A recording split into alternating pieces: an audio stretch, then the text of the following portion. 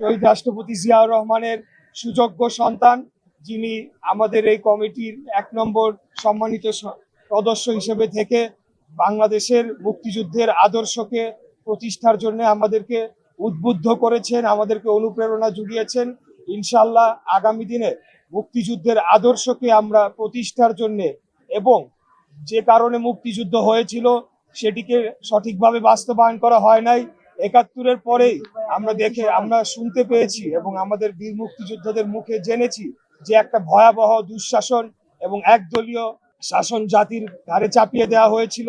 এরপরে বিগত 55-54 বছর ধরে মুক্তিযুদ্ধের যে মূল লক্ষ্য ছিল সেদিক থেকে বারবার দেশ বিচ্যুত হয়েছে।